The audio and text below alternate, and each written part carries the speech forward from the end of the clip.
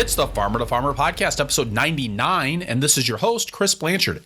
Chris McGuire and his wife, Juli, own and operate Two Onion Farm in Belmont, Wisconsin. With 4 acres of vegetables and 3/4 of an acre of apples, all certified organic, Two Onion Farm is packing 300 CSA shares each week for delivery in Madison, Wisconsin, Dubuque, Iowa, and Galena, Illinois. Chris digs into the details of weed control without tractors on Two Onion Farm, with an emphasis on prevention and reducing the bank of weed seeds in the soil. We also explore details of the farm's use of drip irrigation to make the most of a limited water supply. We talk extensively about Two Onion Farm's organic apple production, including how they manage that alongside of the vegetables and how they incorporate it into the marketing for their CSA shares. Chris also gets into the ways that Two Onion Farms manage their worker share program and how they've changed that over the years as their employee management has gotten better. And given that they've improved their employee management, Chris also talks about how he's improved their hiring process and their employee engagement. We also hear about Two Onion Farm's new transplant production greenhouse and the energy savings and automation features they included when it was constructed last year. The Farmer to Farmer podcast is sponsored by Vermont Compost Company, founded by organic crop growing professionals committed to meeting the need for high quality compost and compost-based living soil mixes for certified organic plant production. VermontCompost.com. The Farmer to Farmer podcast is brought to you by Audible. Discover the world of audiobooks and absorb yourself in the latest business management texts, farming essays, or all 3 volumes of The Lord of the Rings. Get your free audiobook download and a 30-day free trial at audibletrial.com/farmer to farmer. Chris McGuire, welcome to the Farmer to Farmer podcast. Yeah, hi, Chris. I'm happy to be here. Really appreciate your making time to join us today. I'd like to start, as we usually do, with asking you to give us the background of Two Onion Farm. How many acres you guys farming? Where are you? How are you selling that produce? All of those kinds of details that the farmer introduction. Sure. Yeah, so my wife Juli and I run the farm. We're in Belmont, Wisconsin, which is about an hour southwest of Madison, close to Dubuque, Iowa. We moved here in the fall of 2003. Kind of started farming right away in 2004 and just gradually ramped up over a few years. We own 12 acres. It's an old farmstead with, a farmhouse and a lot of outbuildings and barns. So we really can only use about 4 to 5 of that 12. And yeah, we are primarily doing CSA. That's been kind of our model since 2005, really. Last year, we had 489 shares. A little more than half of those go to folks in the Madison area, which is about an hour from us. And the rest are distributed between Dubuque, Iowa, Platteville, Wisconsin, a small town near us, and Galena, Illinois. So we actually do 2 delivery days a week. One day we go to Madison, and the other day we go to the other sites, and we have 2 harvest days, one before each of the 2 delivery days. As far as, labor, I am pretty much, farming all the time during the growing season, more than full time. We have 3 children, and Juli does a lot of the day-to-day, kind of childcare and sort of taking care of our house and making sure that our lives stay sane and all. So she's really only doing farm work about half time, I'd say. And we have hired employees every year since 2007. This past year, it was about 6 full-time equivalents at the peak of the season, and tapering off to fewer in the spring and the fall. And about 90 to 95% of our sales come from CSA in recent years. We do a small amount of selling to a couple of local grocery stores, the Dubuque Food Co-op and the Driftless Market in Platteville. And we're right now farming just a little less than 5 acres. So we have 4 acres of vegetables and about 3/4 of an acre of apples, and that's all certified organic. So with 4 acres of vegetables, you guys are doing 489 CSA shares? Yeah. Now, to sort of qualify that, we do a lot of every other week shares and also some short season deliveries. So in a given week, we're really only packing about 300 boxes. So maybe, to lower that number a bit for you. That feels a little bit more like in line with the kinds of numbers that I'm used to seeing. How are you farming those 5 acres? Are you guys working on a tractor system or 2-wheel tractor system? Yeah, we have 2 tractors. And so we do use the tractors for spreading soil amendments, all the tillage, laying plastic mulch for the crops that we use that. But we do pretty much all our weed control with hand tools. Either wheel hose and hose, or in a couple of cases we'll use like a BCS with a rototiller for tilling some wider aisles, like between winter squash.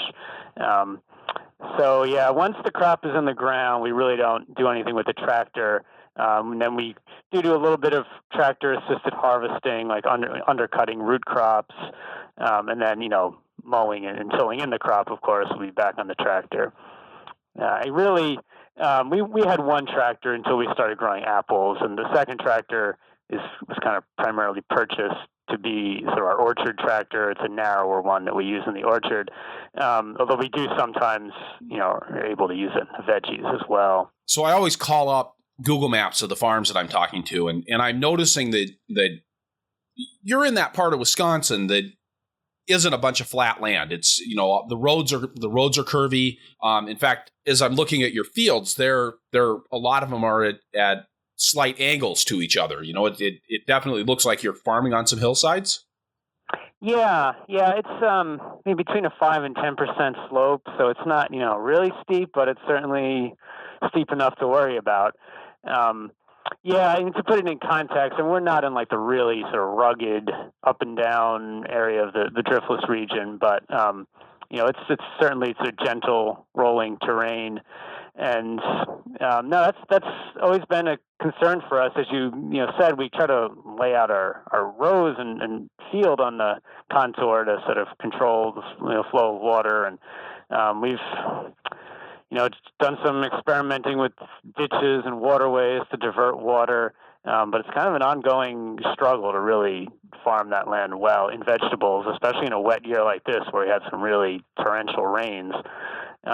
That's one of the things that actually motivated us to start growing some perennial fruit, was to have a permanent ground cover that wouldn't be susceptible to erosion at all. How intensively are you cover cropping? Is that an important part of your erosion control strategy? Yeah, it is. We aim to have about half the field covered in winter rye over the winter. Basically, any ground that we have harvested by about October 10th, and that we're not going to plant before May 10th or so, we try to have in winter rye. During the summer, we don't do a great deal of cover cropping. We do a lot of double cropping between spring and fall vegetables, and that really kind of minimizes the windows we have for cover cropping sort of within the growing season. We do a little bit of buckwheat or spring or fall oats here and there, but I mean, as much as we can, we try to. We have a relatively small farm, and it's a bit of a crunch for us to get the production and the income we want on the one hand, and then to sort of farm the right way on the other hand, and to do adequate cover cropping and so on. Yeah, because you guys are kind of locked in there land wise. Your patch of land isn't a tiny little rectangle. It's a if I'm remembering right from geometry class, this is a trapezoid. Yeah, I mean mostly it's triangular. I mean, it's the corner of a big, what was a big 160-acre square farm. Then they cut off the little corner with the house and buildings and a small field 20 years ago. And yeah, we're surrounded by a road and by some conventional grain fields. And yeah, we're kind of landlocked as far as we don't really have a good opportunity to expand, and no one seems to really want to sell in our neighborhood. Right, and it's not like there's just another small field next door that you could pick up, from what I'm seeing. No, it's a 150-acre field next door. Yeah.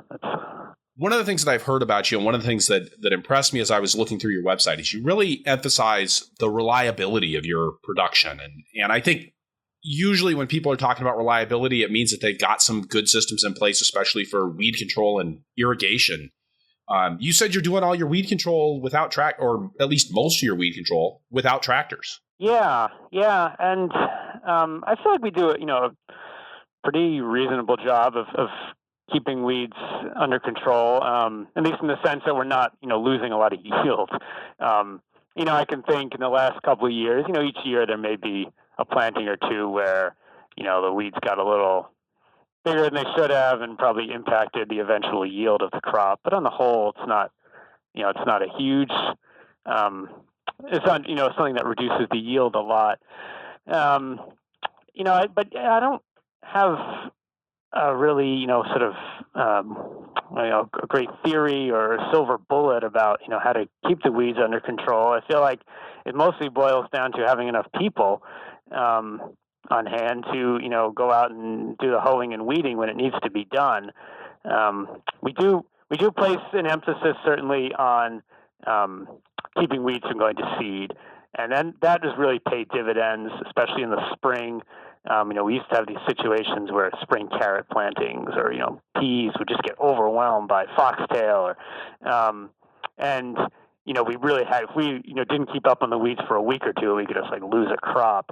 And that doesn't happen anymore. Just, the density of the seedlings that are coming up isn't as great. And so it gives us some more leeway actually in the really hectic early part of the growing season. I guess the flip side of that is it costs us time and energy at the end of the growing season when we're really constantly walking through plantings, trying to pull out stuff before it goes to seed, even though it's not going to have any appreciable effect on the yield of the crop. So yeah, that's kind of our weed control, strategy. It's not really a great deal to it. I sort of walk the field once a week and try to, look at every planting and see where the weeds are going to, are really starting to get larger, and prioritize what we need to do, and then just really having enough people out and around to go out and execute that is the key. What kind of tools are you using for weed control? If you just walk us through something like a carrot crop or a beet crop, and how you would, and the tools that you would use at each step of the way, how you would approach your weed control. Sure. Yeah. So say with carrots, that's something that's certainly a crop that suffers a lot from weeds. We seed them 4 rows per bed.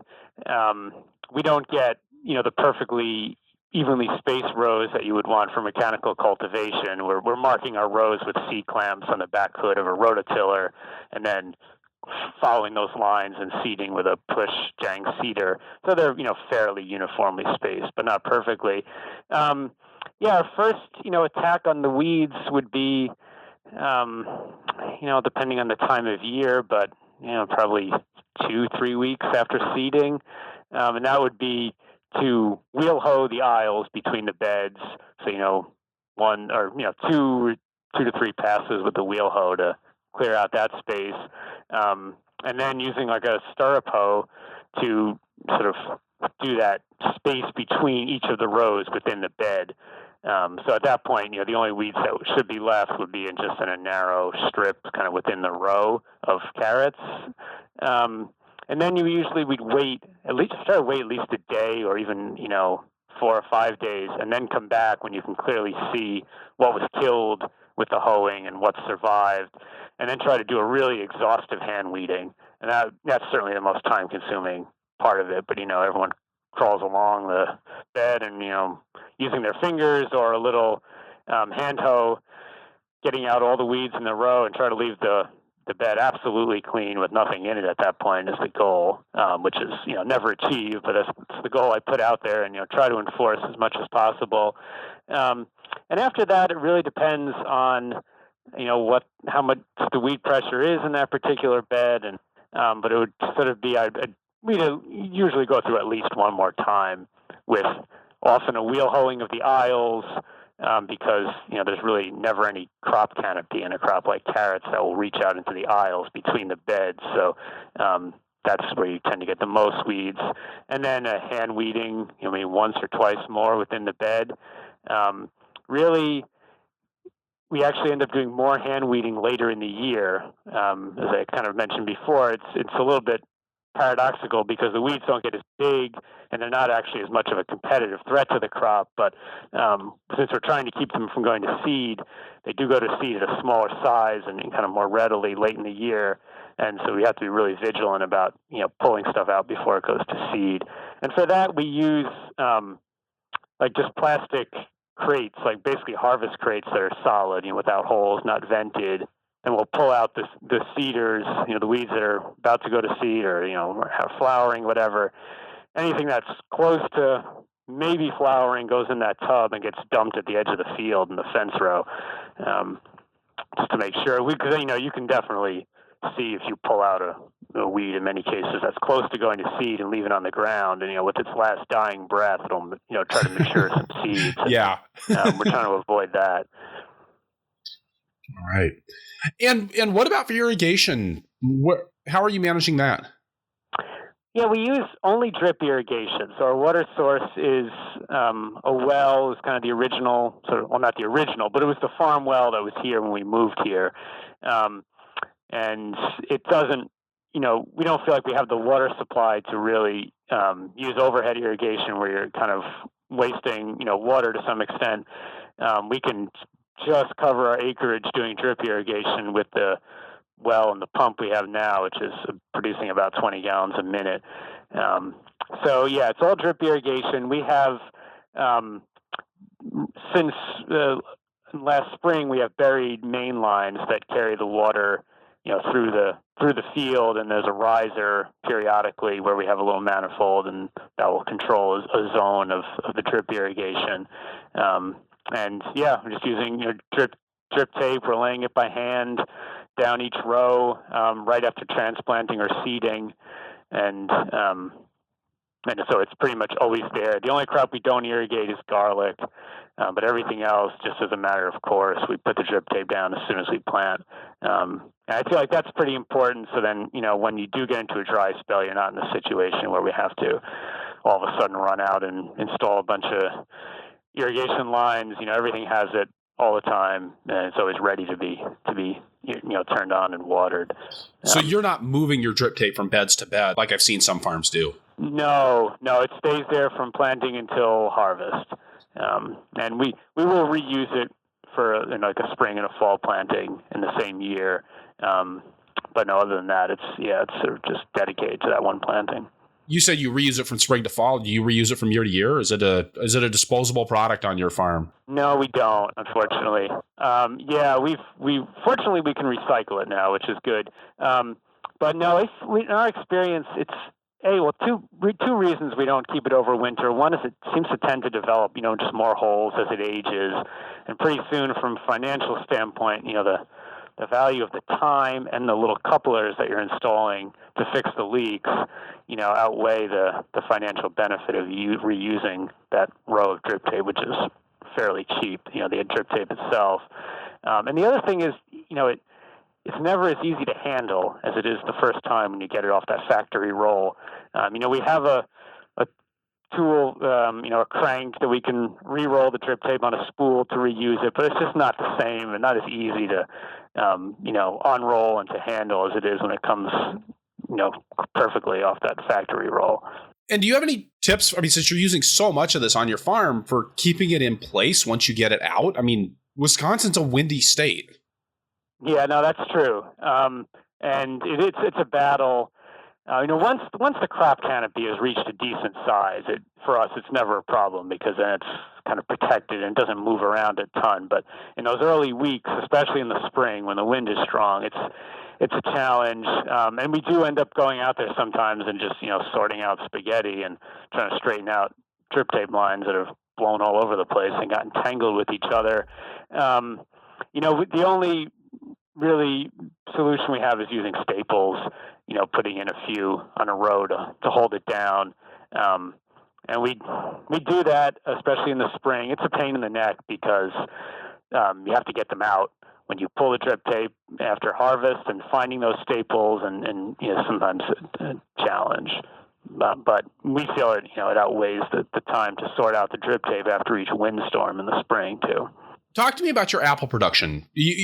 At 3/4 of an acre, it almost sounds like a sidelight, but it's important enough to your operation that you guys charge extra if you want apples in the CSA, and you make kind of a big deal about it on your web presence.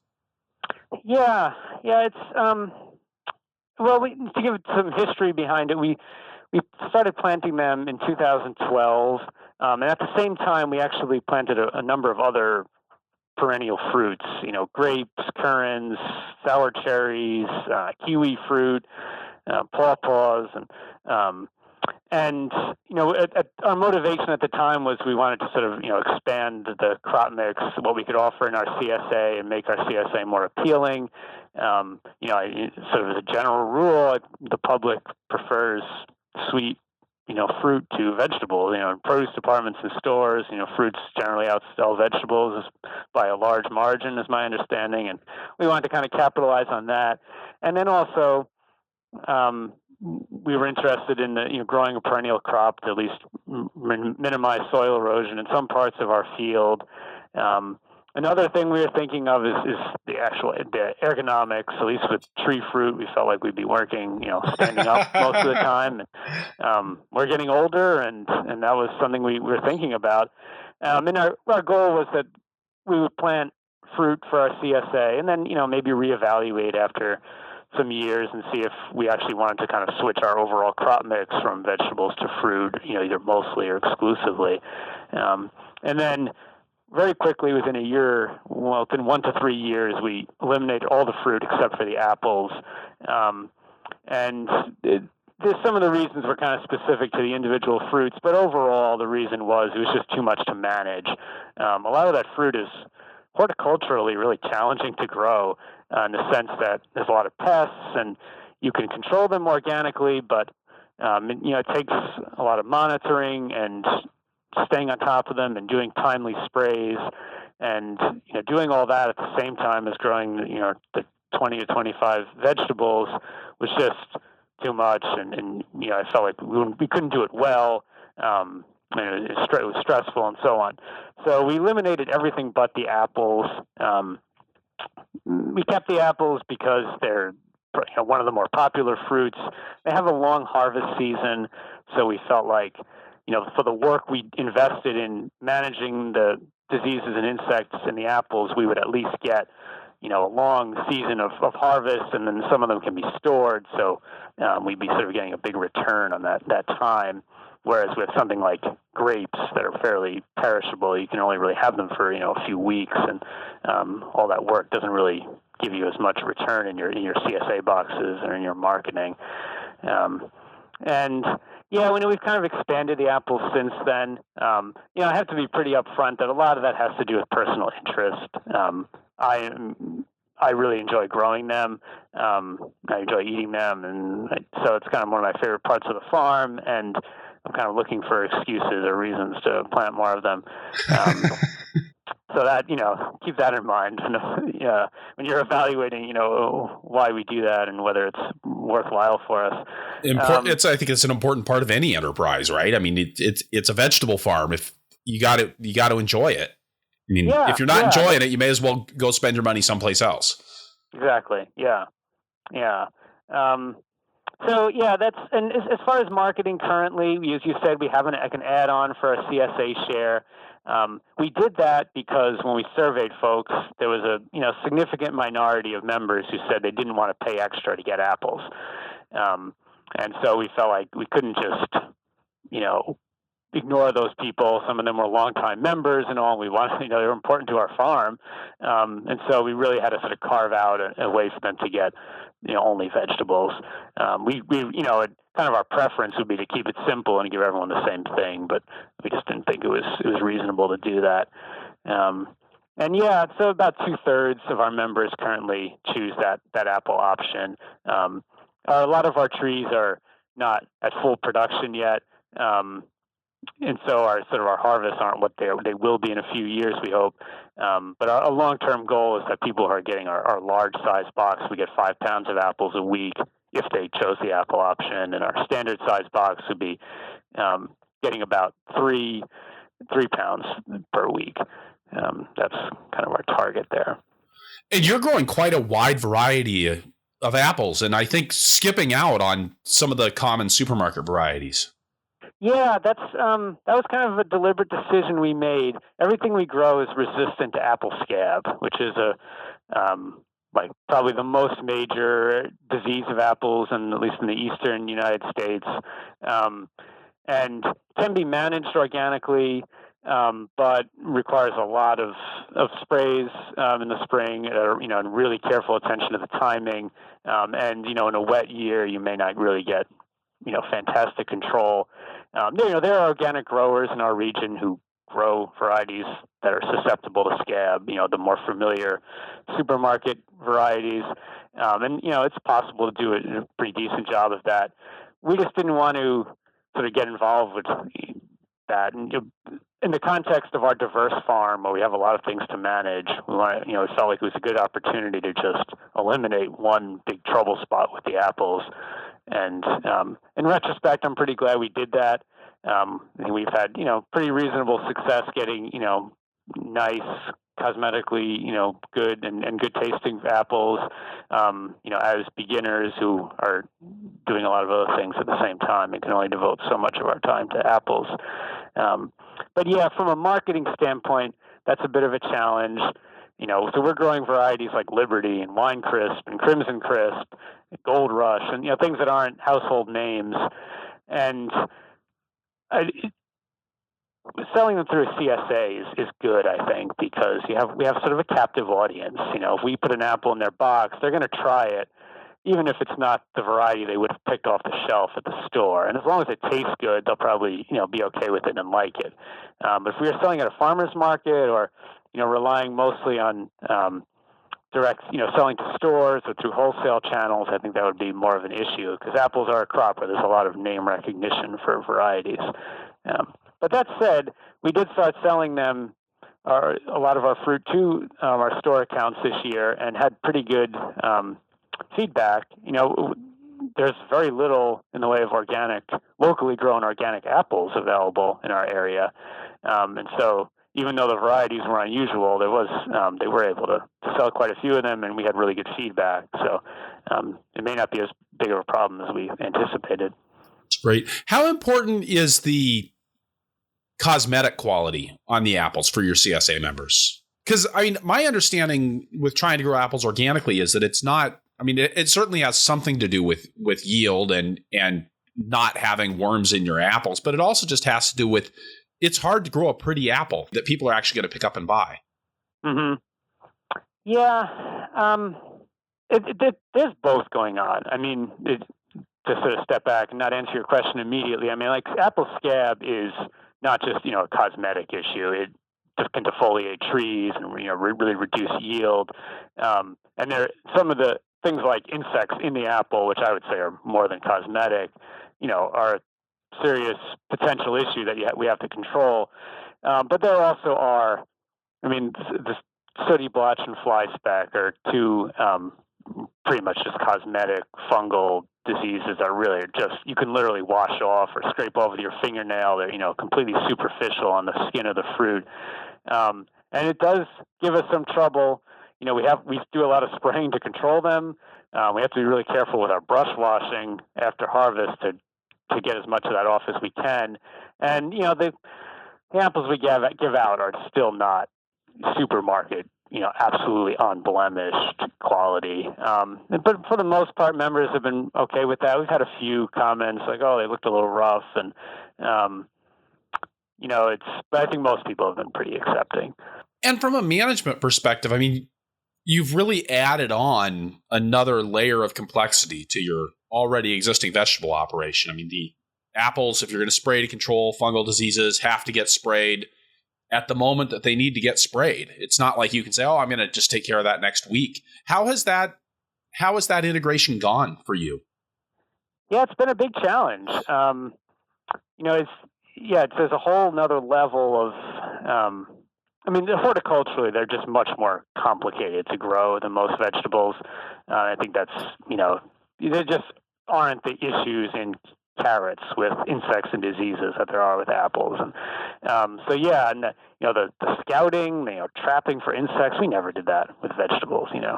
We sprayed our brassicas, once a week for cabbage worms, and that was about it. Whereas now we're spraying once or twice a week the apples for most of the season with a cocktail of different the organic sprays. So it's just knowing what to do and deciding what to do is a lot more challenging. And then, yeah, there's a timing issue. Like, we're using an air blast sprayer because that's the only practical thing, even on a relatively small scale orchard. And then you can only spray, when conditions are calm. So, trying to work that in can be a real constraint. And then something which I didn't really necessarily appreciate is that the work is all different from the work we do in the vegetables. And with the different vegetable crops, I mean, they're very different, kind of, they're, in terms that they're from different families and all, but you do the same steps to grow them. We transplant them all basically in the same way. We use one seeder to seed all of them. We use the same tools to weed pretty much all of them.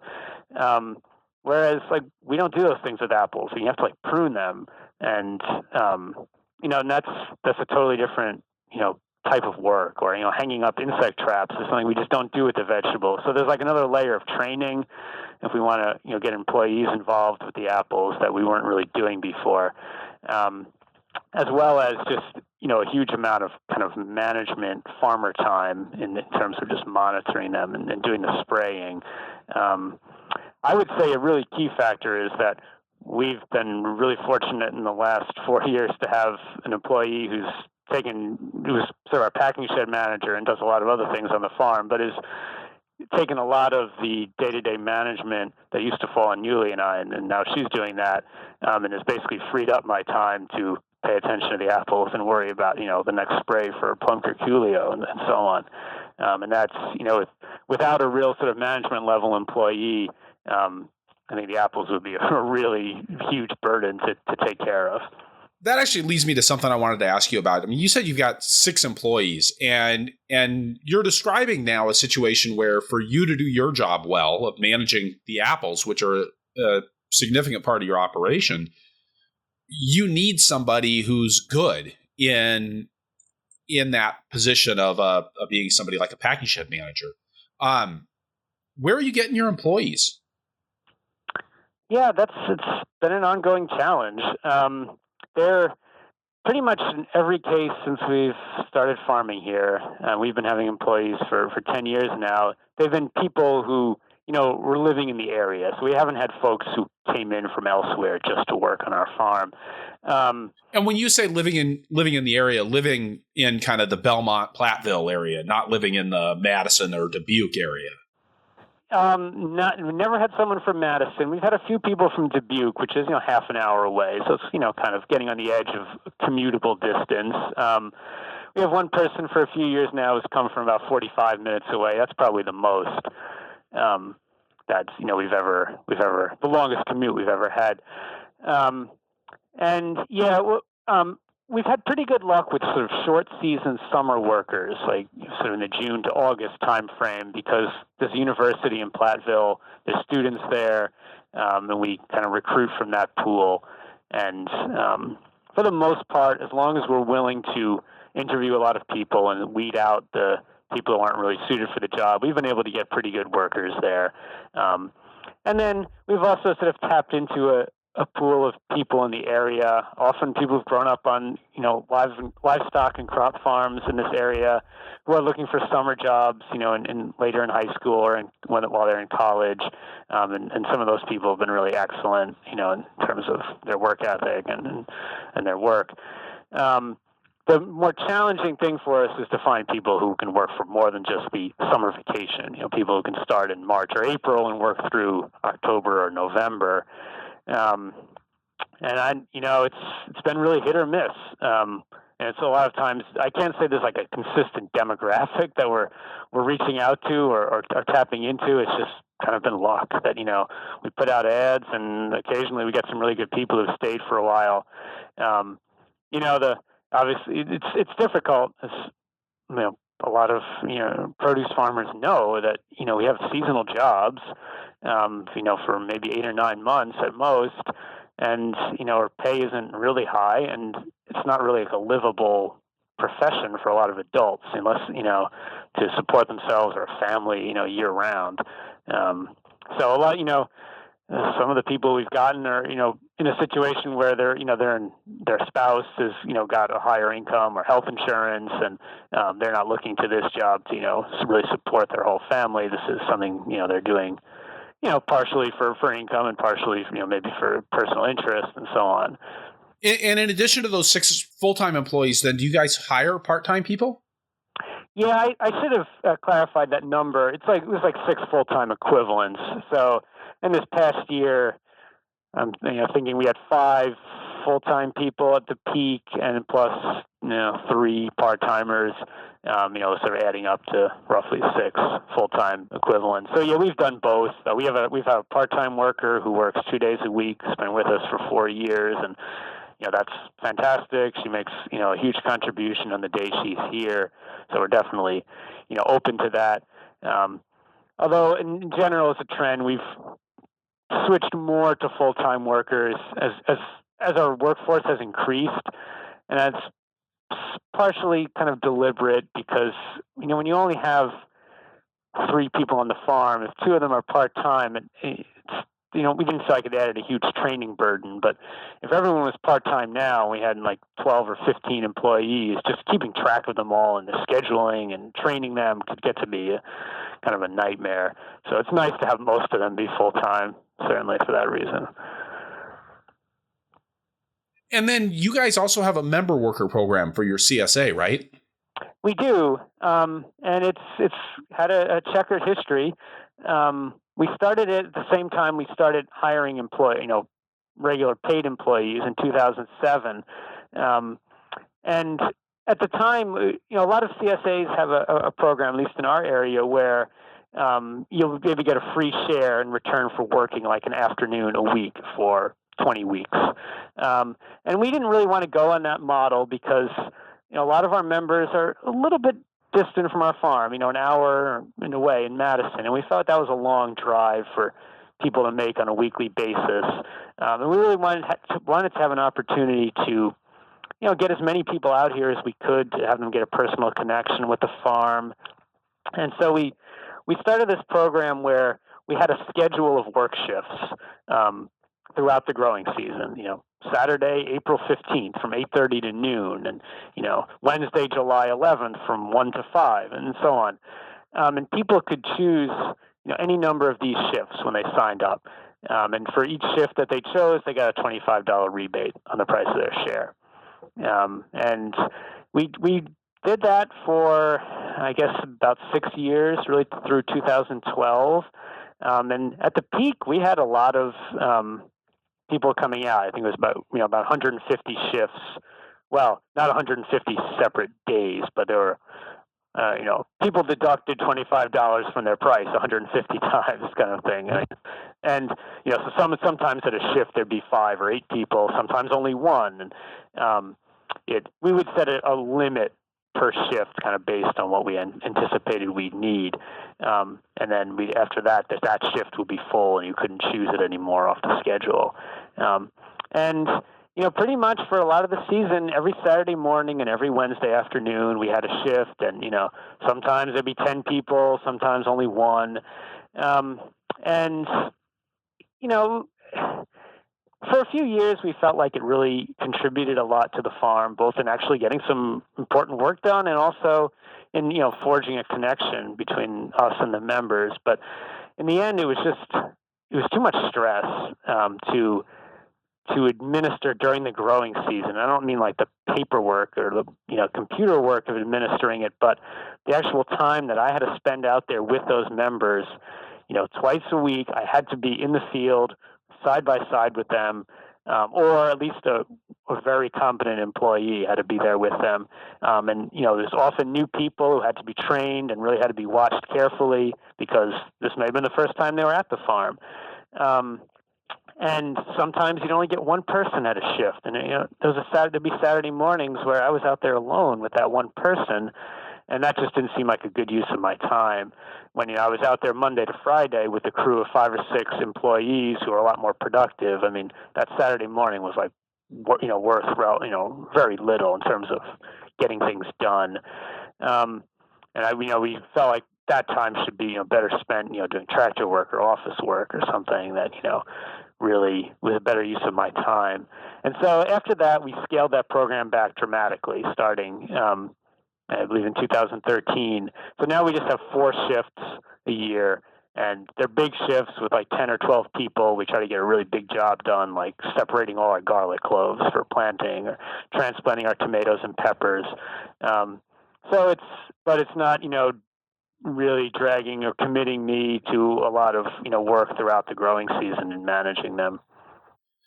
So it sounds like something that had more value when your farm was young, and then the value relative to the cost, the time and energy costs to you declined. Yeah, that's true. And I think a lot of it had to do with our labor crew increasing in size, our regular crew of employees. And as I said, if we have 5 or 6 people here every day, like, they're getting a lot of work done. And having a few members doesn't add very much. But, when we had only 1 or 2 employees here every day, like, having a shift on Saturday morning with 4, even 4 inexperienced workers, still made a difference. And the return, seemed a lot greater. The other thing is that we became better as employers. Like, we got better at hiring employees, picking out good ones, better at training them, giving them responsibilities, all those things. So I think the productivity of our paid employees has really increased with our experience, but we didn't improve as much in managing members. And I'm not sure there's as much room for improvement. We couldn't really, weed out the bad workers in advance. It didn't really seem like a practical way of doing that. And there's just not that much opportunity to really train someone well in 1 4-hour shift and so on. So over time, kind of the disparity between the productivity of our employees and the productivity of the member workers was increasing and really noticeably. That's really interesting how you're pinning that to your development as employee managers and really developing that skill, and how that really changes where you're going to get the most out of your time and energy. Yeah, no, I think we have definitely gotten better as managers. We still make tremendous amount of mistakes. I mean, all the time I'm out there and thinking, oh my gosh, I should have told that person to do something different. I should have, any number of things. We're just almost wasting people's time. This is terrible supervision. But on the whole, it's gotten better still. With that, we're going to take a break, get a word from our sponsors, and then we'll be right back with Chris McGuire from 2 Onion Farm. Perennial support for the Farmer to Farmer podcast is provided by Vermont Compost Company, makers of Fort V and Fort Light potting mixes for organic growers since 1992. Founder and owner Carl Hammer got started as an organic vegetable grower, where he learned that quality transplants really mattered and that quality transplants come from quality potting soils. Makes sense. Just like the donkey on their logo, Vermont Compost Company's potting soils aren't glitzy or glamorous. They're steadfast and consistent, stubbornly making certain that your transplants can get everything they need from a few cubic centimeters of soil. And even though it's not all about saving money, Vermont Compost's fall pre-buy program can help you get what your plants need at the best price and the best shipping options. With their full truckloads and shared truckloads program, they organize shipping to other regions in ways that sometimes gets prices down to the level you'd pay right there in the great state of Vermont. Plus, you pay a lower price for the potting soil. To get a quote from Vermont Compost, go to the ordering page on their website, submit the request a quote form. This form also adds you to their mailing list so you stay in the loop on the program. And remember, the donkeys that I mentioned earlier are the real thing, and you get a little bit of donkey manure in every patch of Vermont Compost potting soil. Feed your plants the best. VermontCompost.com. The Farmer to Farmer podcast is sponsored by Audible, where you can get a free audiobook download when you sign up for a free 30-day trial at audibletrial.com/farmer-to-farmer. I've been a fan of the spoken word since I read along with children's stories on a portable 78 RPM record player. I love the way that engaging in the oral tradition works with a different part of my brain than reading does, and the presence that it brings to ideas and voices. And it's so easy to tap into spoken word audio now that you probably carry an iDevice or an Android with you just about everywhere you go. Audible has over 100,000 titles that you can choose from, ranging from great science fiction and romance to self-help and business titles. I want to recommend one book that will resonate with anybody who has run a business or a farm, The E-Myth Revisited by Michael Gerber. Gerber lays out the fundamental challenge of making the leap from being great at doing the work to becoming great at running a business, and provides practical suggestions for fostering that change. Just go to audibletrial.com/farmer-to-farmer to get your free download of The E-Myth Revisited or any other book from Audible's extensive library. All right, and we're back with Chris McGuire from Two Onion Farm in Belmont, Wisconsin, down in that's the southwest corner of Wisconsin. I had to take a minute and visualize the map there. Chris, before we went on break, you were talking about how you've improved your employee management, how that's changed your relationship with the member worker program. But I'm really interested in digging into the real nuts and bolts, practical steps that you've taken to improve your labor management. I think, one thing is just the hiring process. I mean, that's a really critical step with employees, is just finding the right person to begin with. You can't really, there's not a whole lot you can do with a really, bad or mediocre employee. And right from the beginning, we had some fantastic workers, but I think we've overall gotten better in picking out at least, pretty good ones. And, I think one, really important thing we've learned is having a trial work day when we hire people. So everyone who we're considering, has to come for at least a half day of trial work here in, the winter or spring when we're doing our recruitment. And that's the most important part of our hiring process. We actually started doing that fairly early, so I can't really say that that in particular is something that's improved. What has improved, I think, is our interpretation of the trial work days. In the sense that we used to be pretty forgiving of issues that we noticed during those work days. And we've kind of come to the realization, actually, we were helped in this by one of our CSA members who's like a kind of a HR consultant. And we were talking to her and she said, listen, when someone comes to a trial work day, that is their best performance. They're on trial and they know it. And, they're as motivated and as interested as they're ever going to be. So if they seem like a little lackluster, forget it. They're only going to get worse. And that was a real light bulb moment for me. And in thinking about people we interviewed before that point and then going forward, it really clarified things for me. Now, people will make mistakes at trial work days out of inexperience, or this is the first time they were doing something, and that's forgivable, definitely. That's perfectly fine. And we try to explain that to people that it's our job as supervisors to show them what needs to be done. So if they don't quite get it right away, that's okay. But any failure of motivation or sort of attitude or work ethic or being sloppy or inattentive or showing up late, all those things only get worse, once you've hired that person. It sounds really harsh to say that. And it was hard for me to internalize it because, I like to think of myself as a fairly, forgiving, patient person. And so I was really inclined to say, oh, they were nervous, and it was their first time here and, so on. But that's really not the case. That's kind of showing this kind of worker they are. And so that simple kind of attitude change toward the trial work days has really helped us, I think, a lot in picking better workers. Not that we don't continue to make mistakes, but I think it's helped a lot. The other thing I'd say with the recruitment process is just the understanding that you have to be willing to talk to a lot of people, and that we try not to pick winners based on their initial contact, say, but really try to consider a bunch of people and have a bunch of people out here for a trial work day. And that's time consuming. It's draining, sort of psychologically and all.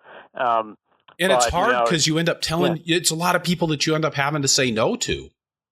That's also true. Yeah. Yep. No, and I try to be a person who makes everyone like me. And, I have to really stop myself from practically offering people jobs when they come for a trial work day, just, to make them happy and all. I understand exactly what you mean by that. So yeah, that's kind of the hiring part of it, I'd say. And as far as once we actually get people here, and and they've started working.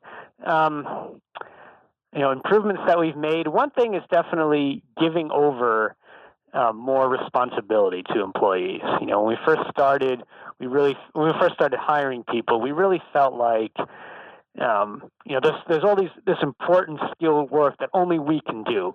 The employees can weed and they can pick green beans, but that's about it. Any tractor driving or direct seeding or, anything that seems to involve some more responsibility has to be done by Juli or Chris, period.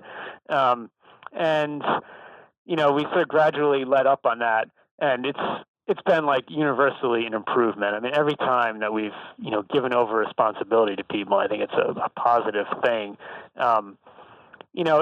Just the obvious benefit that it's sort of one less thing that we have to do, of course, but it also really improves that person's motivation and investment in the job and their happiness with it, because they recognize that they've been given some extra responsibility, and that gives people a boost. It makes them feel more important and all.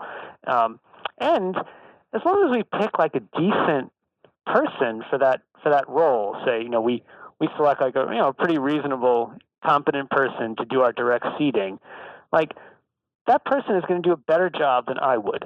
Almost Really? Guaranteed. Yeah, because they will give it their full attention.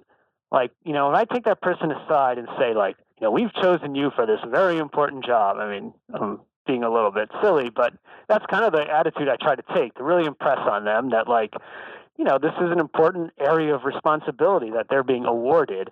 And that, so that makes them realize, oh, this is important, and I've got to, really put my best foot forward when I'm doing this. And then, I hammer down, the simple rules. And when you're direct seeding, you've got to make sure there's seed in the hopper. Don't let it run out. You've got to make sure you have the right plate in there. And you've got to make sure that it doesn't get clogged with trash when you're pushing it down the row. And then that person, when they go to direct seed, that's the only thing they're going to pay attention to. Whereas if I was doing it, I'd be worrying about, is it going to be calm enough for me to spray the apples tonight? And is that other person at the other end of the field slacking off? Do I need to go check on them? Did I forget to tell them, X and Y? And all these other things. And I would run out of seed in the hopper and, not plant half a row because of it. Okay, but I'm thinking about all the things that can go wrong while you're seeding. I mean, you talked about getting trash caught up in the seeder. I'm thinking about the soil conditions aren't quite right. It's too clumpy or even stupid things like the humidity's too high and the seeds are sticking to the side of the hopper. I don't know if that happens with the Jang. It used to happen to my Earthway. How do you deal with all of that variability? Because I know that's one reason why a lot of managers, including myself, tended to hold on to things like direct seeding really tightly. Mm-hmm. Yeah, no, and you're absolutely right. That's the sort of the thorn in the whole issue is when there really is kind of experience, judgment, skill required, and that the new person doesn't have that. There's no simple answer to that. One thing is, definitely trying to get that job down to some discrete, identifiable things that the person has to pay attention to, rules, protocols, and so on. And, when I'm doing a job, trying to think about, all right, what does this really consist of? All that, so-called experience and skill that I'm bringing to it, really, you're really trying to boil it down. Some jobs it's easier than others, definitely. It's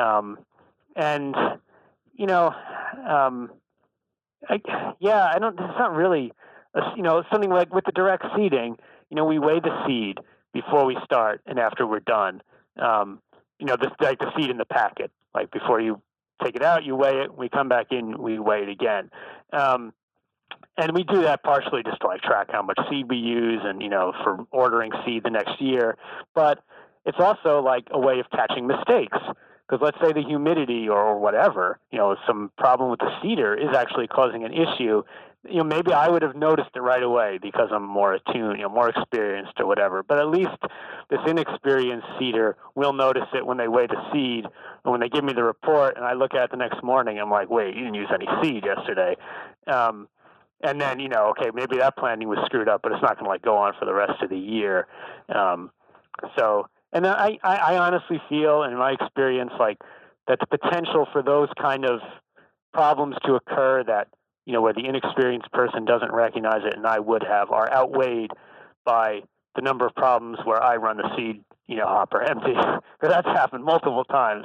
And I can only maybe think of once or twice where the operator made an error that I would have not made, because of my experience and so on.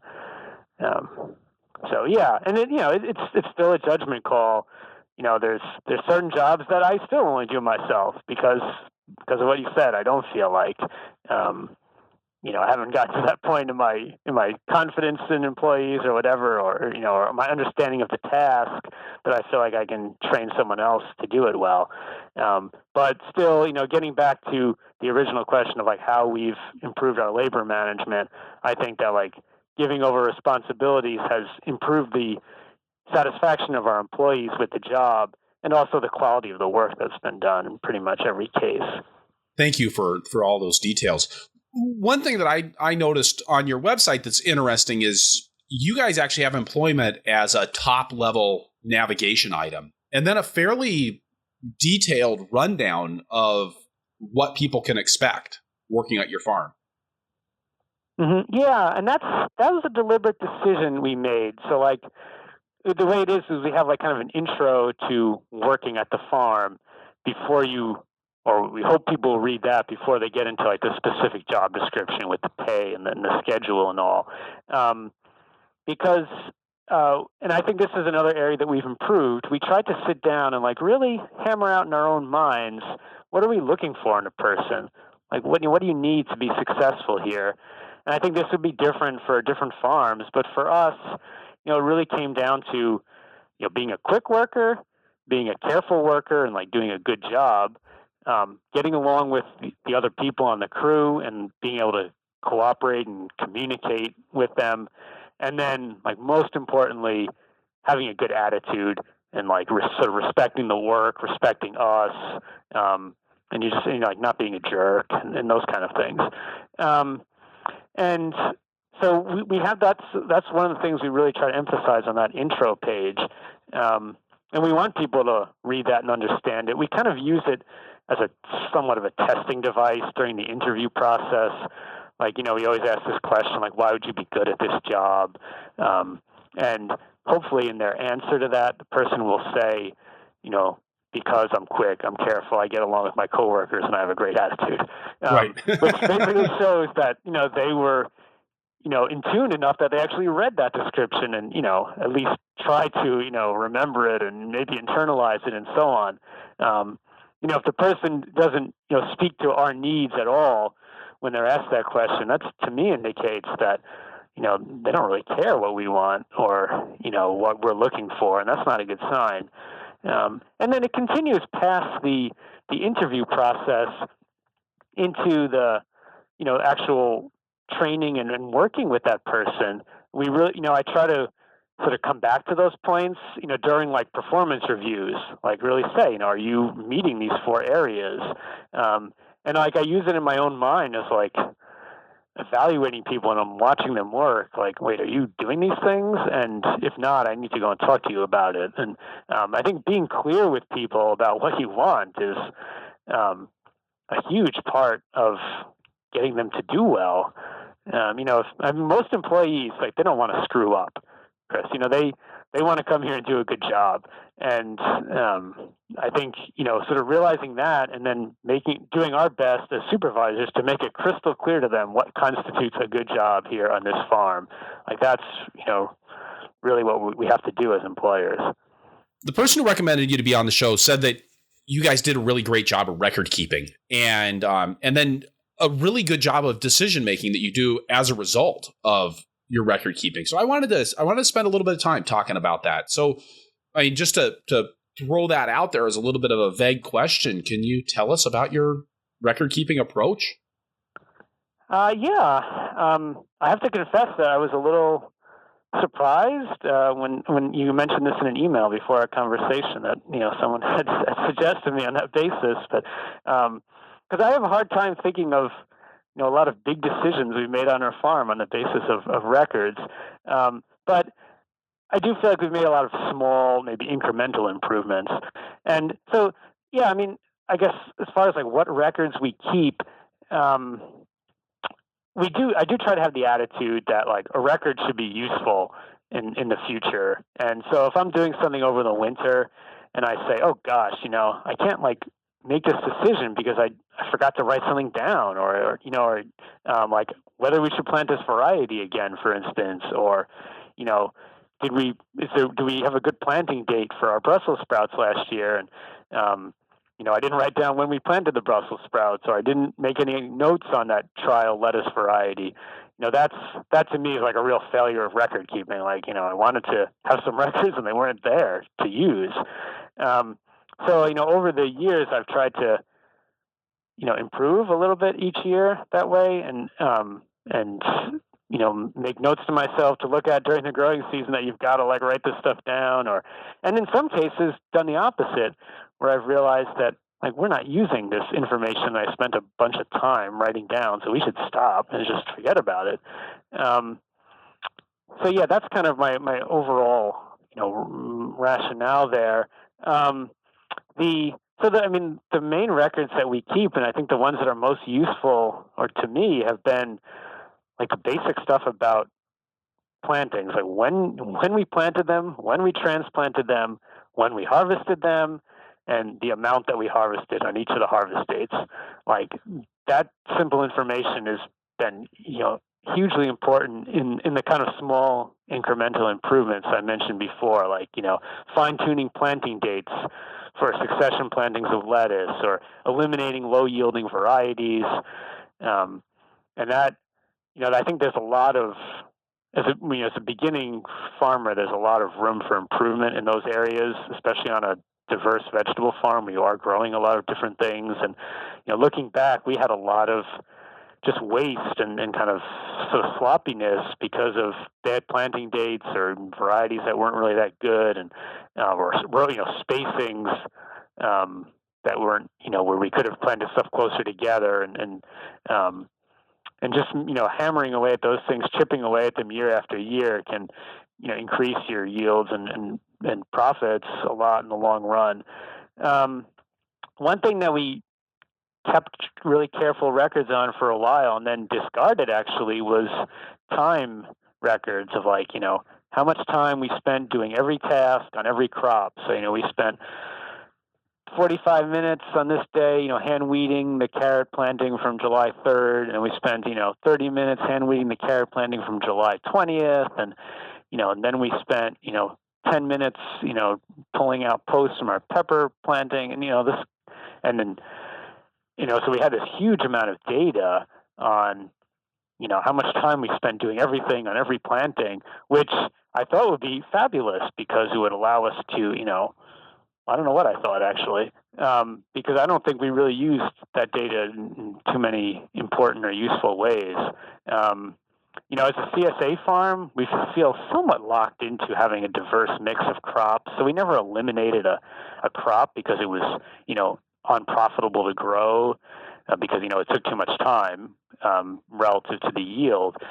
And nor did we really invest in very much like labor-saving machinery or devices based on that time data. And it was really time-consuming to keep those records. I did all the entering them in the computer every morning during the growing season. It was a chore, especially when you have 6 or 8 people working on your farm and they do a dozen things during the day. And so that's something we gave up.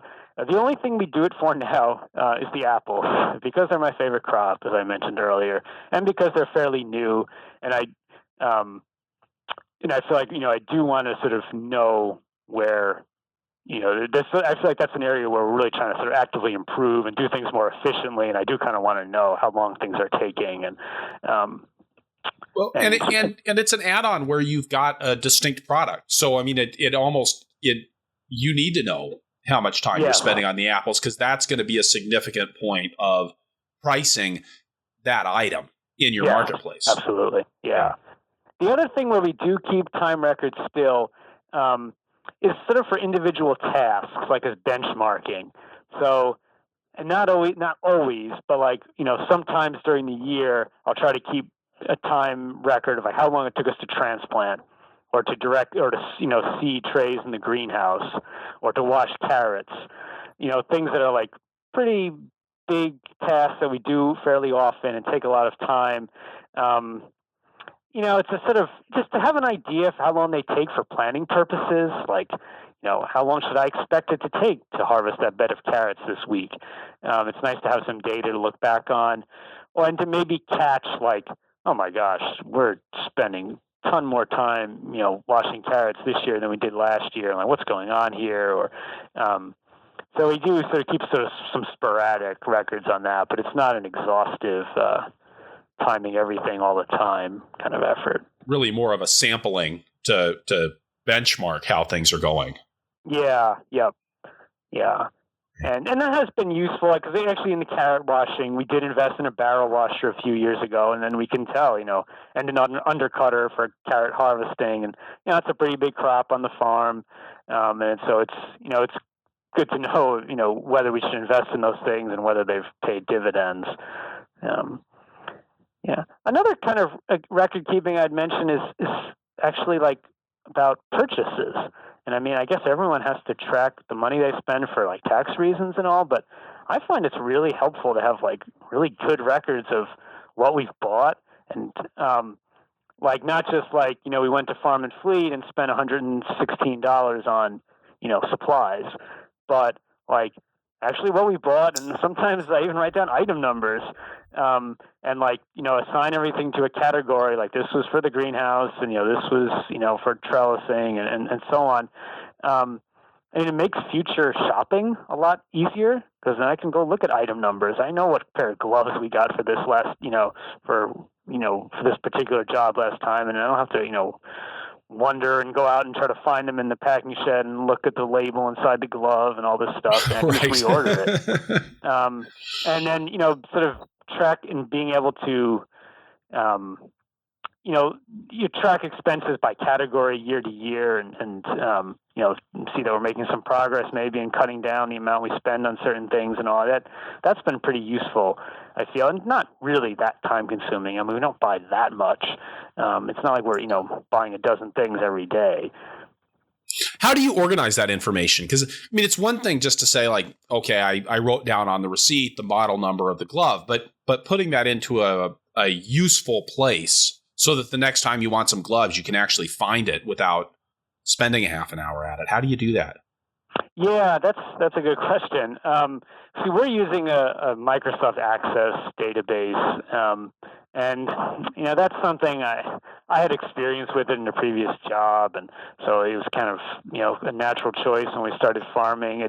It's not like necessarily a great tool. It's a software system, especially if you don't have prior experience with it. It's fairly complicated, but I think the key elements of it are having this sort of like in a table, where like each row that you've got, even if it's just a spreadsheet, is like something you bought, and when you bought it and how much it cost, and maybe an item number. I mean, I mentioned that, and we certainly don't record item numbers for like every single thing we buy, but sometimes when I feel like it's going to be something we'll buy again later, and I want to know that, and like putting it into a category, so we have like over time, all the categories we have has kind of gotten mushroomed into a huge number, just because we add a couple every year for new things and so on. But things like hand tools and seed and fuel and greenhouse supplies and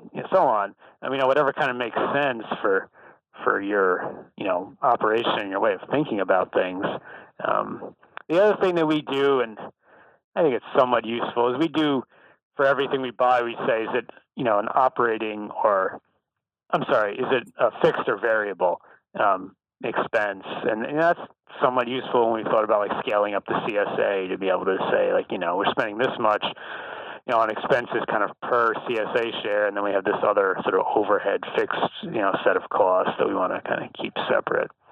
One other thing that I had noticed when I was looking around about your farm is that you guys put up a new transplant production greenhouse last winter. How'd that work out for you? It's been good. It was a big investment for us, and I guess to give the background, when we started here, we really, put up some very cheap structures to raise our seedlings in, and we struggled along with them for many years. So we had sort of small cold frames with electric heating cable buried in the ground.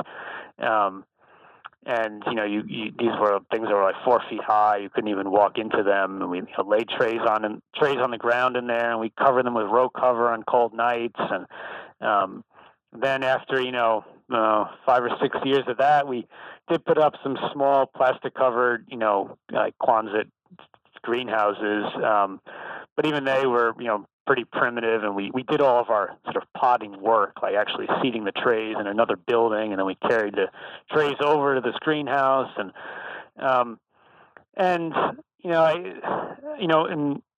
we sold well over $200,000 worth of vegetables in a year, raising seedlings in really primitive and time-consuming ways that we struggled a lot with, especially the cold part of early spring, late March, early April, where you have to be wrestling row cover onto these seedlings every night, and ones around the edge might freeze on a cold night, and it was kind of a drag. And so eventually some of these things were kind of rotting into the ground, and anyway, we felt like we needed to replace them, and then we decided, why don't we replace them with something decent? It's financially, we spent like almost $40,000 on this greenhouse from start to finish, and that's pretty hard to justify at our scale, and I hope we can justify it eventually, but I think it's something that's pretty slow to pay for itself. But it's 34 by 72 Gothic, greenhouse with a double layer of polyethylene, pretty standard structure, and we sized it pretty big for our size of a farm because we want to have an ample work area in there. So a third of it has a concrete floor with a drain that we put in, and that's where we can do our mixing soil. We make our own soil mix, so we have to have piles of ingredients in there, and we use soil blocks. So that's where we make them and do all of our planting and potting on, and then the rest of the greenhouse is where we actually grow the plants. So it's I guess things that are maybe a little different there is we lay our trays and seedlings directly on the ground, so that where there's no concrete, there's packed sand with landscape fabric over it, and we're laying the trays on the ground there. And in the sand underneath the sort of beds where we lay these trays, there's hot water tubing, and that's our heat source. So we don't have a propane furnace. We don't make any attempt to heat the air in the greenhouse directly. It's all bottom heat under those seedling trays. And at night, we still do cover them with row cover. So we have basically wickets, covering the areas where we lay the seedlings down. And we can pretty quickly, drag a row cover with 2 people. It takes, 2 or 3 minutes to drag covers over the seedlings at night in the colder part of the year, and then take them off in the early morning. And yeah, I like that bottom heat. I think it's fairly economical in terms of how much energy you need to actually provide the heat needed for the plants to grow, because we're not trying to heat the whole air cavity, all the whole air space in the greenhouse, but just the actual, area where the plants are. And then at night we're enclosing them under a blanket there. I guess the other thing that we did there is we put in an automatic watering system. So if you can visualize, we've got wickets over the trays of seedlings, and then and from the top of these wickets, there's suspended a water line with little sprinklers, and it's just a kind of a standard greenhouse sprinkler system that we got from Knowles Produce Supply. And then we can set it on a timer, so we're going to water the seedlings for 20 minutes, and we walk away, and it does it and then shuts off automatically. And that's something we were really pleased with. I've heard kind of negative comments about automatic watering from other growers that they trusted it too much and sort of ended up having problems with either too much watering or too little. because, they set the timer and they walked away and they weren't really paying attention like they would have if they were watering by hand. But with 1 year of use, that was not a problem for us. We did look at the plants every day before we watered them and made a decision based on that, observation, whether to water them at all and whether it was for 15 minutes or 20 or 25 and so on. And we felt like that it did a far more even, uniform job than we would have done by hand, just because, the human doesn't have the patience to really do the thorough coverage and all that the automatic sprinkler just does automatically. So we were really happy with that. It's a great improvement in terms of, work being fun to work with in the early spring and not such a nuisance and a chore as our old system was. And then, the automatic watering is great. We're pretty happy with it, but it was expensive. Was it worth it? I don't know, Chris. It's, I said it's 40,000. That, we're selling about 200,000 or a little bit more worth of vegetables a year. You have to have some kind of facility to raise your seedlings, I guess. I'm not aware of anything in our area where we can really buy the transplants that we need, And,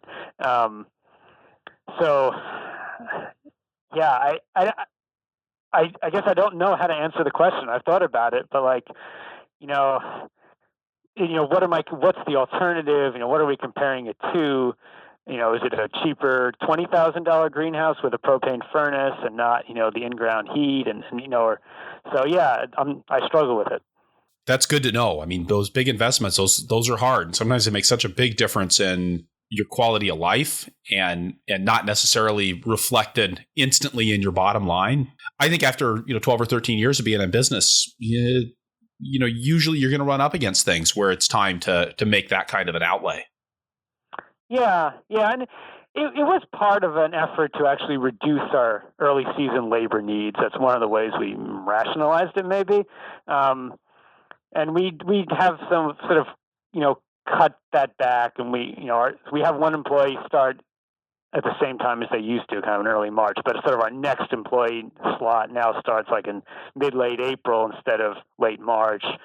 And now, having a vacuum seeder to do the seeding, having the automatic watering, not spending an hour every afternoon, dragging row covers onto plants in multiple tiny little cold frames and so on is part of the reason behind that. And, but if you add up the numbers to how long how much we would pay someone for a few weeks and then compare that to $40,000, it would take a long time to justify it that way. With that, Chris, it's time for us to turn to our lightning round. So what's your favorite tool on the farm? I think a tripod orchard ladder that we use for picking and pruning apples high in the tree. They're really light, they're made of aluminum, and they're really handy to use, and I love them. Is there a particular brand that you appreciate more than others? Tallman, I believe, is the brand we get. Like Tall Man. What's the coolest tool that you've made or adapted for your farm? Maybe something we started doing this year, which is a system for rolling up and unwinding row cover. So basically, we took a piece of 10-foot long galvanized pipe, like the same size you'd use like a purlin of a greenhouse or like a chain link fence top rail. And we need a lot of these pipes, one for each piece of row cover that we need to roll up. And they all have a hole drilled through, near one end. And then we have a crank that we can insert into that end of the pipe. And there's a pin that goes through the hole in the pipe and through a hole in the crank and anchors the crank there. So you can use the crank to turn that pipe when you're rolling up row cover and then take the crank out and put it into another pipe, to roll up another piece of row cover. And then this all sits on a cart that we made out of wood.